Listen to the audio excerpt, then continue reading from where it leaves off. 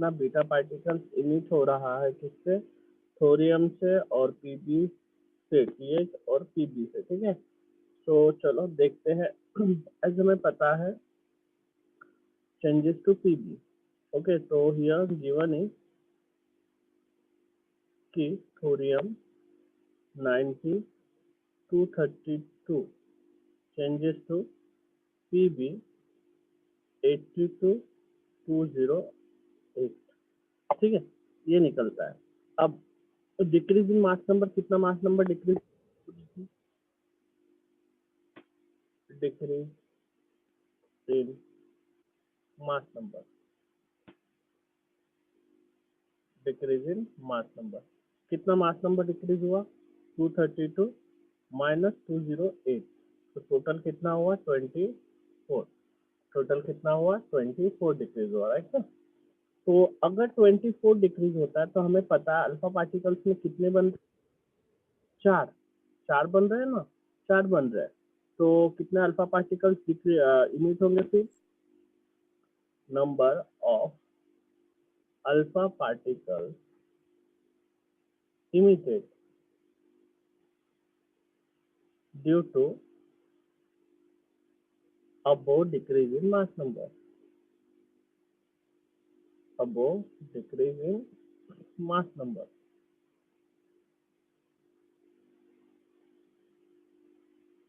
that is equal to 24 divided by 4, क्योंकि 6, तो कितने बनेंगे 6, ठीक है ना, क्योंकि 4 बनते हैं ना तो 6 बन गए। Now expected decrease in atomic number, decrease in atomic number due to emission of 6 alpha particle, 6 alpha particle जब इमिट होंगे, ठीक है ना, तो एटॉमिक नंबर कितना डिक्रीज होगा, इतना तो नहीं होगा, क्योंकि 6 एटॉमिक नंबर कितना डिक्रीज हो रहा है, 4 से, सॉरी 2 से, एटॉमिक नंबर 2 से डिक्रीज हो रहा है ना। 6 अल्फा पार्टिकल्स फिर कितना एटॉमिक नंबर डिक्रीज करेंगे, 6 इंटू 2 मतलब 12 डिक्रीज करेंगे, समझ आ रहा है, 6 इंटू 2 मतलब 12 डिक्रीज करेंगे। तो यहाँ से 90 से कितना बनना चाहिए, 78 बनना चाहिए, बट कितना बन रहा है, 82 बन रहा है। समझ में आ रहा है, समझ में आ रहा है, नहीं आ रहा है, आ रहा है ना। तो यहाँ पे था expected atomic number of the nucleus formed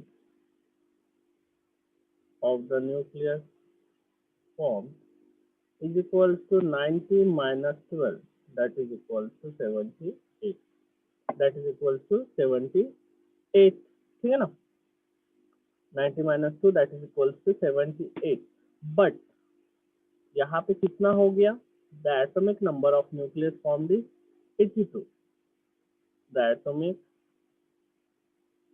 number of nucleus formed is equal to 82.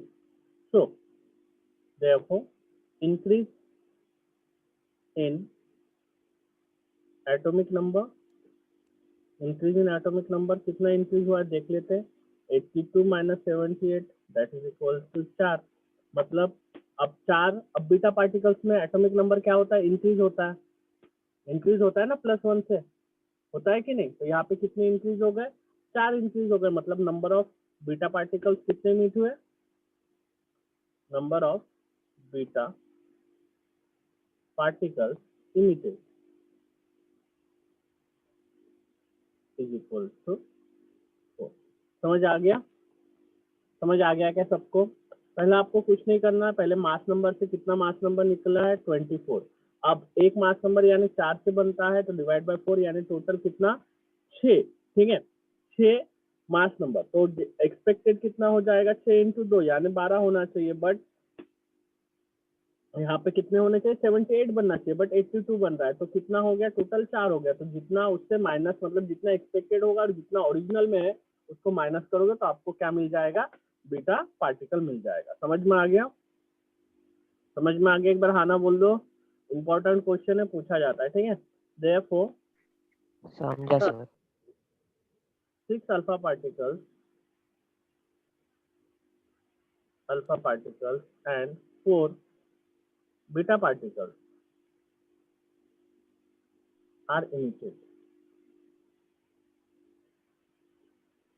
emitted when 232 thorium changes to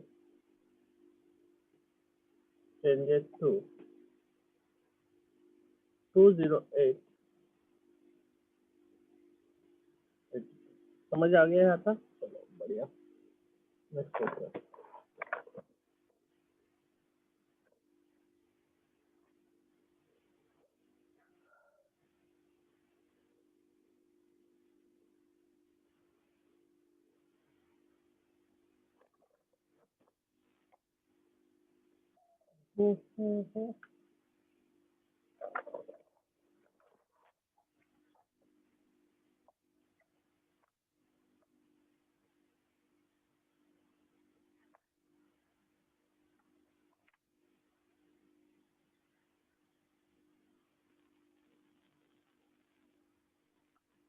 okay चलो, तो नेक्स्ट क्वेश्चन क्या है? नेक्स्ट क्वेश्चन अलग है क्योंकि इसमें एक जैसा क्वेश्चन कोई भी नहीं है, ठीक है, इसमें सबके सब अलग क्वेश्चन है।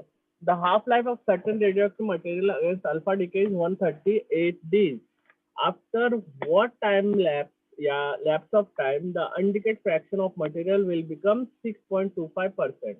तो कितने टाइम बाद उसका 6.25% अनडीके होके रहेगा, ठीक है, कितने टाइम बाद उसका 6.25% अनडीके होके रहेगा, वो हमें निकालना है, ठीक है। तो हाफ लाइफ 138 ईयर क्या है, मतलब 25%, सॉरी 50%, राइट ना। तो एक एक करके सॉल्व करते हैं। Solution, the half life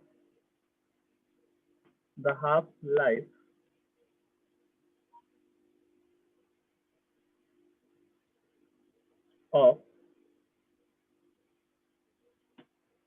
polonium is 38 days,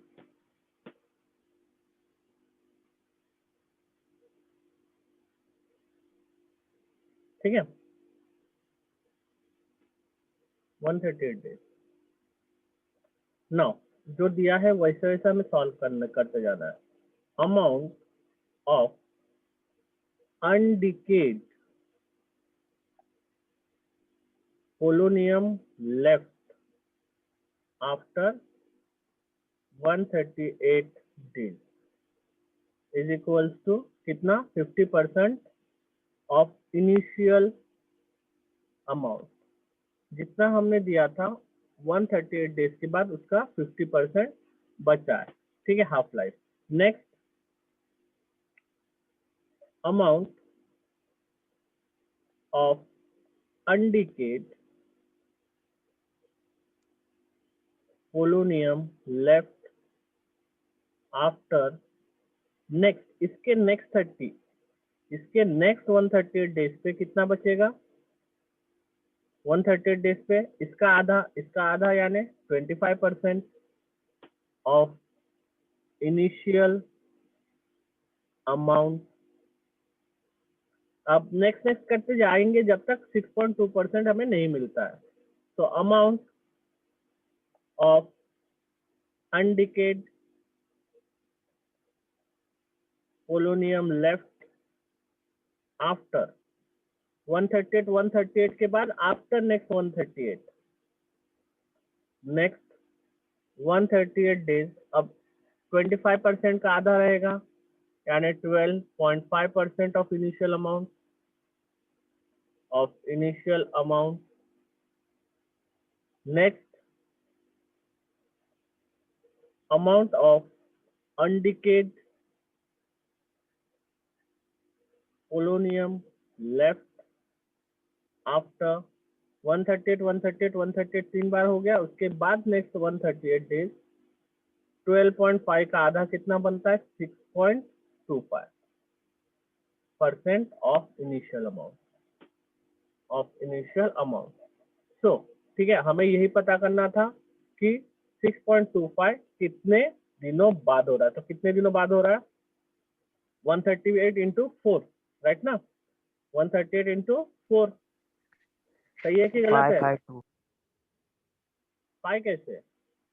अच्छा, आंसर बता रहा है, ओके। तो total time lab is equals to 138 into 4, that is equals to 552 days। समझ आ गया? समझ आ गया? पक्का? चलो बढ़िया।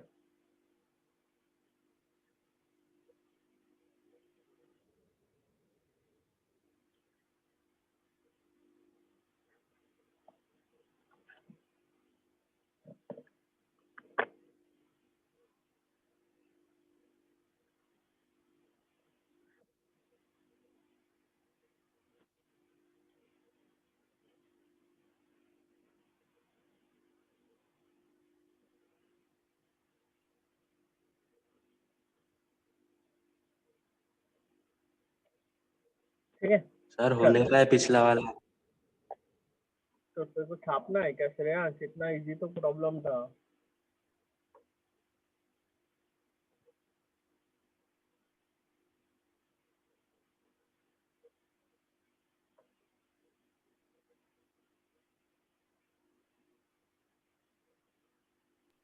Sir 3200 3200, yes.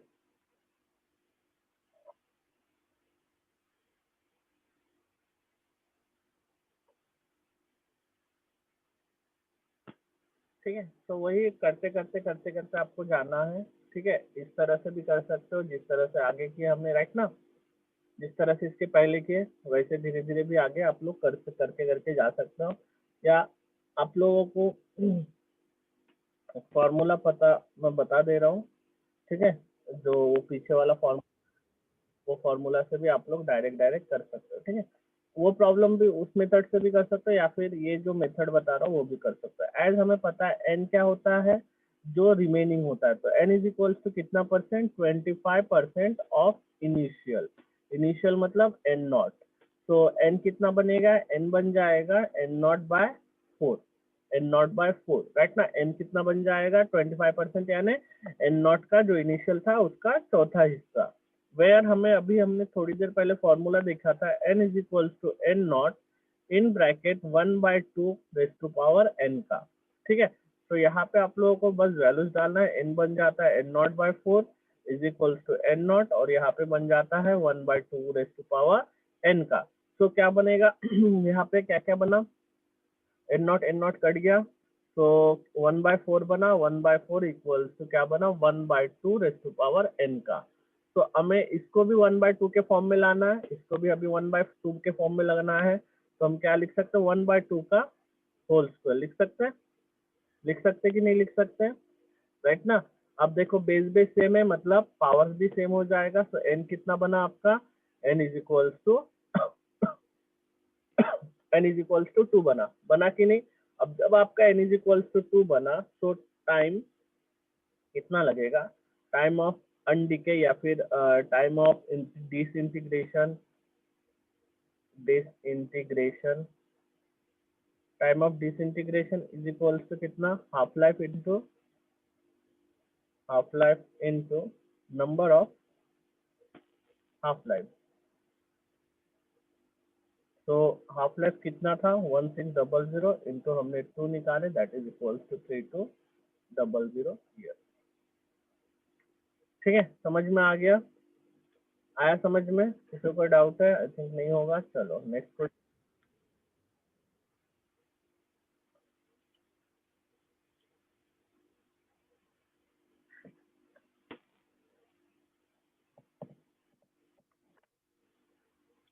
चलो ये करके बताओ।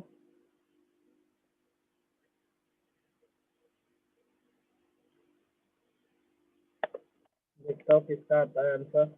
इसमें हाफ लाइफ निकालना है, हाफ लाइफ नहीं दिया है। ठीक है, तो इसमें हाफ लाइफ नहीं दिया है, एन दिया है आप लोगों को। ठीक है, एन कितना दिया है? 30 ईयर्स दिया है आप लोगों को। ठीक है,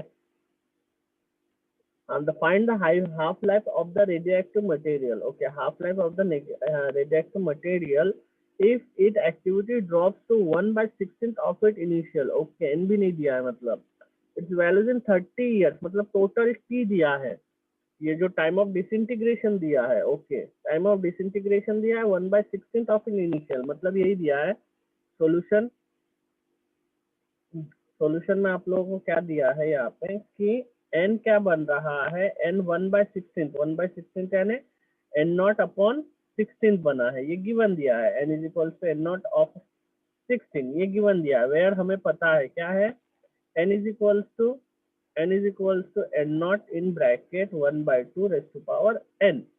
तो यहाँ पे आगे इसको जब सॉल्व करेंगे तो n को n नॉट से चेंजेस करो, n naught by 16 equals to n naught 1/2 raise to power n। तो ये कितना बनेगा, 1/16 इक्वल्स टू 1/2 n। तो इसको अगर सॉल्व किया तो क्या बनता है, 1/4 का होल स्क्वायर, 1/4 का नहीं 1/4 1/2 सर ना 30/4। 30/4, यस बेटा, 1 बाय क्या लिखेंगे 2 4, ओके। तो यहाँ पे 1/2, तो n कितना निकला आप लोगों का, यहाँ पे n इक्वल्स टू 4 निकला। अब एज आप लोगों को पता है, एज टाइम ऑफ डिसइंटीग्रेशन का मतलब, time of disintegration is equals to क्या था, is equals to half life into number of half life, half life यानी half life period into number of half life, number of half life. तो आपको क्या दिया है, हाफ लाइफ निकालना है, तो हाफ लाइफ का फॉर्मूला क्या निकलता है, half life is equal to time of disintegration, time of disintegration upon number of half life, number of half life. तो दैट इज इक्वल्स टू कितना बना, दैट इज इक्वल्स टू बना, ये total दिया है 30 साल और ये दिया है 4 साल, मतलब हाफ लाइफ के लिए कितना बना टाइम, हाफ लाइफ पीरियड कितना बना बताओ, 7.5 ईयर। समझ में आया, ये भी one of the most important problem है जो आपके न्यूक्लियर फिजिक्स में पूछा जाता है, एटम न्यूक्लियर में, ठीक है।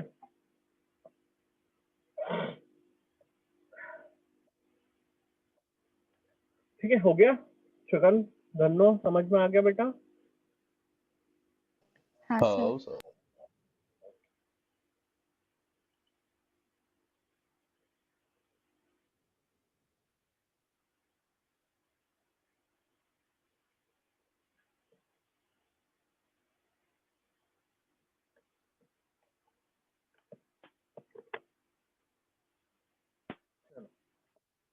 भी बहुत प्यारा क्वेश्चन है, देखो क्या दिया है, the half life of given radioactive nuclide is T is 138.6, मतलब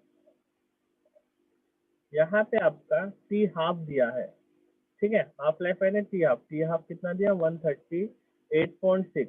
what is the mean time slide, mean time क्या होता है, ठीक है, मीन टाइम यानी आप लोगों को पता है, उसको किससे डिनोट किए थे अपन ने, याद है किससे डिनोट किए थे मीन, बताओ साक्षी बताओ किससे डिनोट किए थे मीन, बताओ किससे डिनोट किए थे, याद है कि नहीं, पहले मीन देखे, पहले हाफ देखे थे फिर मीन देखे थे, ठीक है। So what is the mean life, after how much time will the sample of radioactive gets reduced to 12.5, right. So ये टाउ इज इक्वल्स टू क्या 1.44 इंटू टी हाफ होता है, ठीक है ना, मीन लाइफ इतना होता है। तो मीन लाइफ निकाल लो आप लोग, बताओ कितना होता है। उसके बाद क्या दिया है, ये आगे आप लोग सॉल्व करो। आगे क्या दिया है कि after how much time will a given sample of this radioactive nuclei is reduced to only 12.5% of its initial value। so 12.5%, right ना, मतलब n upon n naught equals to, या फिर आप सीधा सीधा क्या लिख सकते हो, कि n equals to 12.5% of n naught, मतलब n is equals to 12.5 upon 100 into n naught, ठीक है ना। तो कितना बना, n is equals to 1/8 into n naught, ठीक है। तो इससे अभी आप लोग क्या निकालोगे, ये मीन निकल गया आपका मीन लाइफ। अब इससे आप लोगों को n निकालो, नंबर ऑफ हाफ लाइफ निकालो। नंबर ऑफ हाफ लाइफ का फॉर्मूला क्या है इशाद, नंबर ऑफ हाफ लाइफ का फॉर्मूला क्या है, n is equals to n naught in bracket बताओ 1/2 रेज़ टू पावर n, ठीक है। तो चलो डालते हैं, तो ये क्या बना, n naught by 8 equals to n naught 1/2 raise to power n। तो n नॉट कैंसिल हो गया, 1/8 equals to 1/2 raise to power n। तो क्या बनेगा फिर, ये बनेगा आपका, ओके, इसका आंसर क्या है, टाउ का आंसर है 199.58 डेज। 199.584 तो और ये वो 45.8। हाँ 415.8 गुड। तो ये कितना बना, 1/2 raise to power 3 equals to 1/2 raise to power n। तो n कितना बनता है यहाँ पे, n इज इक्वल्स टू आपका 3 बनता है, n इज इक्वल्स टू 3 बनता है। अब टाइम निकालना है, time taken for disintegration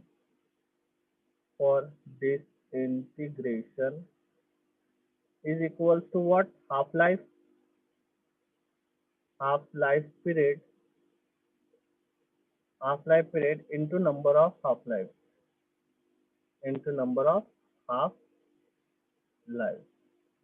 is equals to कितना बना, 138.6 into 3, that is equals to 415.8,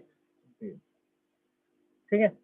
तो ऐसा आप लोगों का आ रहा है, समझ में आ गया, ऐसे न्यूमेरिकल्स इस टाइप के समझ आ गए। किसी को कोई प्रॉब्लम है आगे बताओ, कोई प्रॉब्लम है क्या बेटा ऐसे टाइप के न्यूमेरिकल में। चलो एक न्यूमेरिकल और एक, ठीक है, चलो करके बताओ। It is observed that only 6.25 of given radioactive sample is left undecayed after a period of 66 days, ठीक है, after a period of 16 days, sorry. What is the decay constant of the sample in per day में कितना decay constant होगा। तो decay constant आप लोगों को पता है, decay constant यानी लैम्बडा का फॉर्मूला क्या होता है, लैम्बडा इक्वल्स टू कितना होता है बताओ, lambda equals to 0.693 divide by T half होता है। तो चलो सबसे पहले टी हाफ निकाल लेते हैं हम यहाँ से। सॉल्यूशन क्या है यहाँ पे, n equals to 6.25% of n naught, मतलब n is equals to 6.25 upon 100 into n naught. तो कितना बना ये बताओ, 1/16, n is equals to 1/16 into n naught, where n is equals to n naught in bracket 1/2 raised to power n, that is equals to n की जगह पे लिख रहा है n naught by 16 into is equals to n naught 1/2 raised to power n।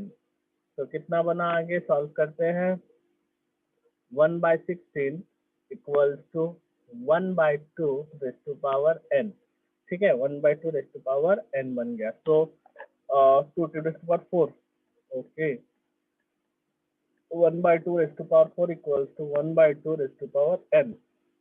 तो n equals to 0.1732। 0.1732, okay, चलो very good.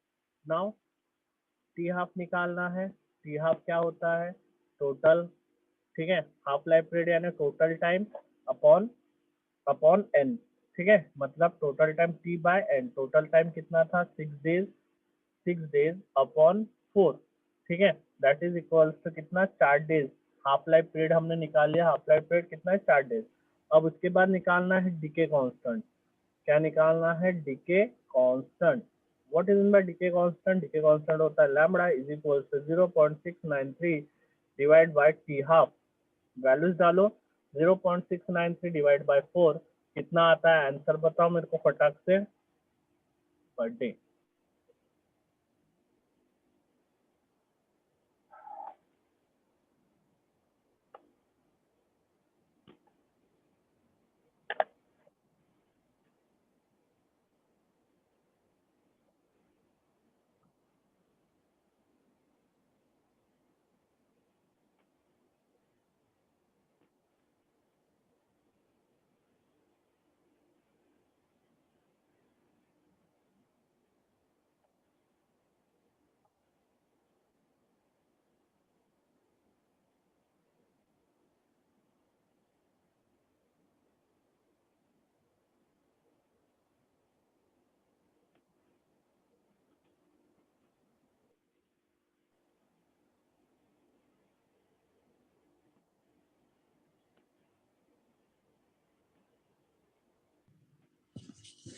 Sir 0.1647 0.173। ठीक है, वो जो भी हो, तो आप लोगों को आया होगा। ठीक है, एक बार देख लेना, ऊपर नीचे होता है।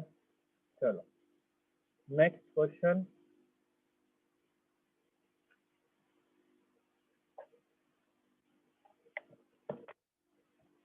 ठीक है, बहुत प्यारा क्वेश्चन है। पर डे का दिया है यहाँ पे, पर डे का दिया है। ठीक है, यानी लैम्बडा दिया है यहाँ पे। The decay constant of the radioactive sample is, ठीक है, रेडियोएक्टिव सैंपल का डीके कांस्टेंट इतना दिया है, मतलब आप लोगों को क्या दिया है? लैम्बडा दिया है। Lambda is equal to 0.3465 per day, per day. What is the percentage of sample will decay in the period of 4 days? मतलब P दिया है आपको 4 year, sorry not days, 4 year. तो आप लोग सबसे पहले टी हाफ निकालो। टी हाफ निकालने के बाद आप लोग निकाल सकोगे कि वो कितना परसेंटेज हुआ है एन अपॉन एन नॉट से। तो टी हाफ क्या था? T half equals to 0.693 divide by lambda, that is equals to 0.693 divide by 0.3465, that is equals to near about 2 days, 2 days। now n निकालो, n is equals to t by t half होता है। n is equals to यानी number of half life, number of half life is equals to t half। तो कितना होगा? 4 divide by 2, that is equals to 2 days। 2 days लगेंगे, मतलब उसका half life के कितने पीरियड नंबर है? 2। तो इसी से पता चल गया 2 यानी 50, 50 डिवाइड बाय 2 यानी 2, 25% बचा रहेगा। ठीक है, 25% बचा रहेगा। ठीक है, इससे ओरल से ही पता चलता है कि ये 2 डेज है, तो नंबर ऑफ हाफ लाइफ 2 है, मतलब 50%, 50 से फिर आधा करना है, डिवाइड बाय 2। तो सिंस हेंस देखो, sample left undecayed after period of 4 years, after period of 4 years is equals to n upon n is equals to n naught 1 by 2 n upon n naught equals to 1 by 2 power n। So n by n naught, n by equals to 1 by 2 raised to power 2, that is equals to 1 by 4, 1 means 25%। 1 by 4 equals to 25%।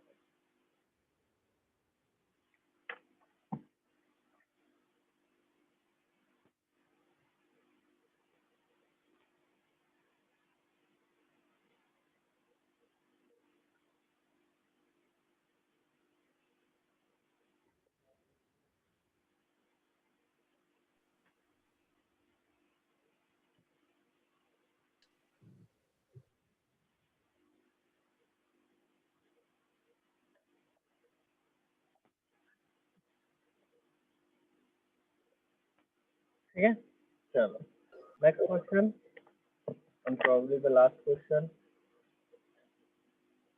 The half life of uranium इतना against alpha decay is this, ठीक है, against alpha decay, ठीक है, against alpha decay what is the activity of sample uranium this is having this amount of atoms. Okay चलो बढ़िया question है, तो करते सॉल्यूशन। आप लोगों के पास क्या दिया है, हाफ लाइफ दिया है, टी हाफ दिया है किसका, यूरेनियम का, जो कि है 1.5 इंटू 10⁻⁻17 सेकंड, और क्या बताया है कि इतना n of number of atoms यानी n is equal to 25 into 10 atoms के लिए क्या एक्टिविटी रहेगा, उसका एक्टिविटी क्या रहेगा, यानी आर क्या रहेगा, राइट ना, व्हाट इज द एक्टिविटी यानी आर। आप लोग फॉर्मूला को एक बार देखो, activity R is equals to क्या है, आर इक्वल्स टू होता है लैम्बडा एन होता है, राइट ना, लैम्बडा एन होता है। तो चलो नाउ एक्टिविटी यानी रेट डीके, याद है ना, एक्टिविटी यानी रेट ऑफ डीके या रेट ऑफ डीकेइंग जिसको बोलते हैं,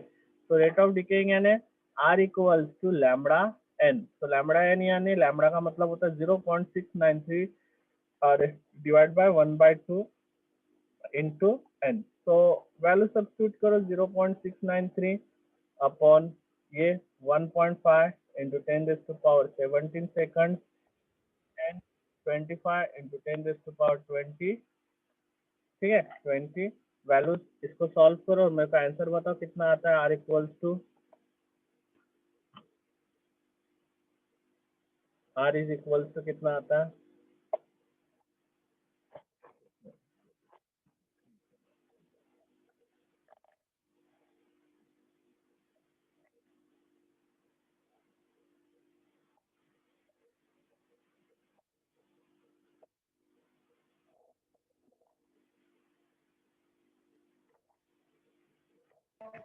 वन पॉइंट 155 इंटू 10⁻4।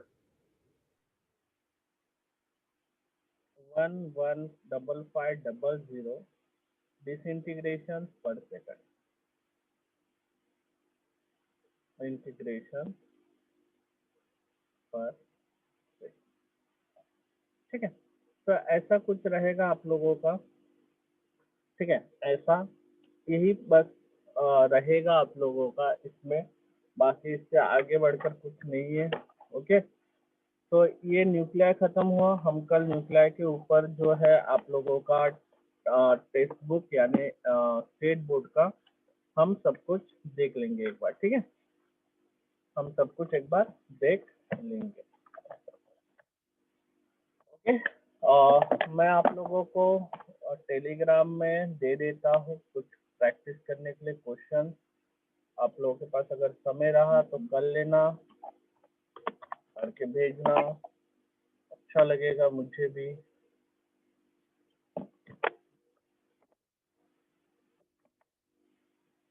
ठीक है, टेलीग्राम में मैंने भेज दिया है,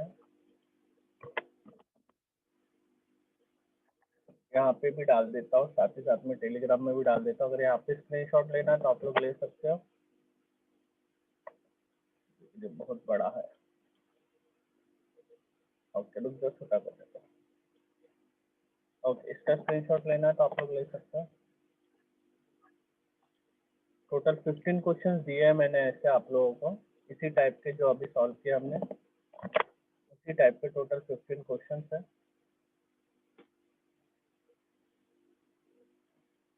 ठीक है।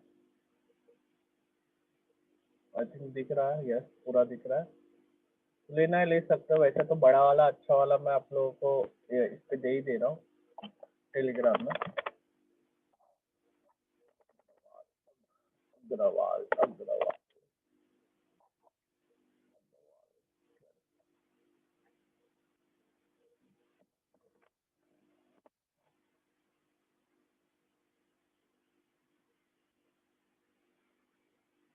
ठीक है, चलो बढ़िया। सर बोलो, वो स्टार्टिंग के क्वेश्चंस के एसेस लेने थे। स्टार्टिंग के क्वेश्चन थे, ये ले लो, जिसको स्क्रीनशॉट्स लेने ले लो। First page, second page,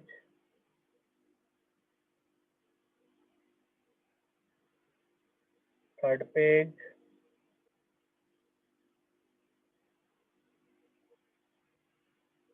fourth page,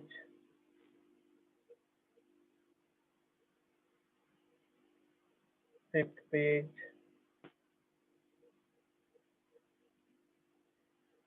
sixth page, seventh page, eight page